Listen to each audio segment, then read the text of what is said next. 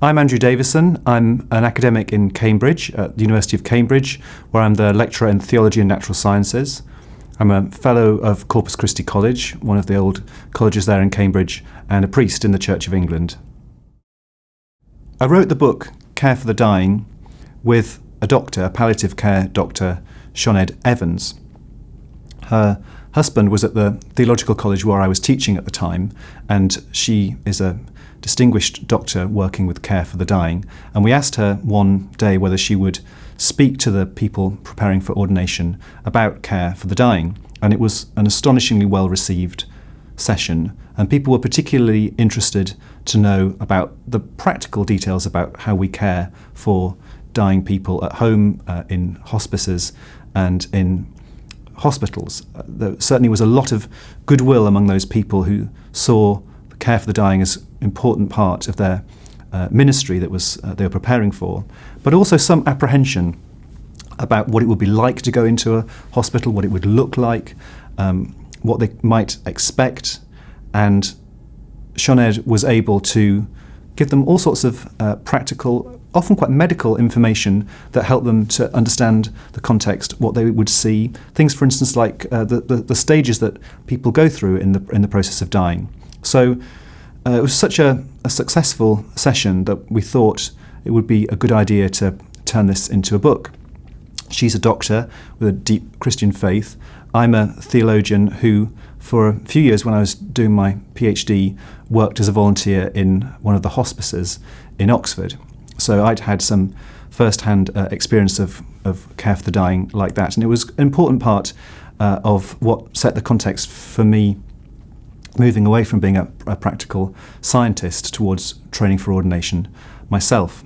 So the book covers both practical and pastoral aspects of care for the dying, and there's a section, for instance, about good communication and about looking after oneself in this demanding aspect of ministry, also about looking after those who care for those who are dying, their family and friends. So all sorts of practical and pastoral aspects drawing on my experience as a priest and on Sinead's experience as a doctor, but also all of that put in a theological context. And historically, care for the dying and also burial of the dead has been a really important part of the practical life of service in the church. I might think that it's grounded, for instance, simply in Christ's command that we should love our neighbours as ourselves. And when he's asked who we should think our neighbours are, of course, it's those who are in need. And the dying are particularly those in need, and the bereaved also. So it's a way in which we are embracing that command to love our neighbours as ourselves by looking after these people in their moment of period of extreme vulnerability. And we shouldn't forget just how revolutionary the care that the early church offered to all sorts of people, including the dying, just how quite revolutionary that was, and was part of the way in which the early church spread so rapidly. The idea that you would take in those who are dying, not just members of your family, but people who had no connection with you at all, and this sense of a kind of universal charity was, we know, incredibly striking in the ancient world, and was part of what led to the flourishing of the early church. And all the way down history, we have this tradition of hospitality to pilgrims, to the sick, and to the dying, which gives us both hospices and hospitals. It gives us those words, but it also gives us the institutions. I once mentioned that line of Anthony of Egypt, that my life and my death are with my neighbour, to someone, and rather surprisingly she said to me, well, no, I think actually, ultimately, everyone does die alone, even if they're in the presence of family and friends, which I thought was a very, very bleak comment and rather representative of the nihilism that sometimes characterises this age. And the church would want to stand against that, say, no, we want everybody to die knowing that they are in the presence of God, and that the way in which we can do that isn't just with nice words, but actually with a really strong practical commitment to those institutions and practical volunteering and keeping our eyes open for others, by which we would practically commit ourselves to being alongside people in their death and dying. If we had one particular group in mind when we wrote the book, it's probably priests and pastors and those training for those ministries or for lay ministry within the church, those whose week-by-week work brings them into contact with care for the dying. But I know that since it's been published, it's been helpful for a much wider range of people than that, including those who are supporting family and friends in this sort of illness. So that's been encouraging and humbling, and a real pleasure that it could be of use to people who are going through such circumstances. One of the things that's happened over the last half a century or so has been the professionalisation of care of the dying. And of course there are all sorts of things about that are really important. So a terrific hospice movement and great advances in palliative care medicine. But I think there's a sense that this has sometimes pushed care for the dying a little bit to the edges of our individual lives and also to the life of the church. And one of the things we wanted to say in the book is that it would be good for conscious attention to care for the dying to be much more central to the life of the church and to the life of local congregations. As I say, it's really important that there have been all these advances in palliative care medicine, but sometimes the emphasis, as Stanley Hauerwas writes, has been upon cure rather than care. And it's important that we try to cure the people that we can, but if we make cure our ultimate standard of success, then in the end everything's going to be a defeat, because we can't ultimately cure everyone right to the end. Whereas if we put the emphasis on care, then even when someone dies, as we all will, that can be tremendously, successful would be the wrong word, but the sense that we've done a really good job of caring for people. So it's important, alongside all the ways in which we celebrate modern Western medicine, that we should remember that care is ultimately going to be as important as cure. Another reason why it's important to think about bringing care for the dying into the centre of the life of the church is that tradition within Christianity of being mindful of our own death. It's something that I suspect no one at any time has been particularly keen to think about, but the church has seen wisdom in helping us to so number our days that we may incline to wisdom, as the psalm puts it.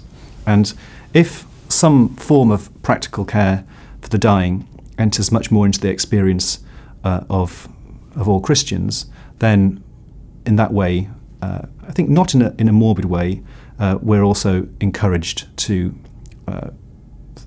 think about our own mortality.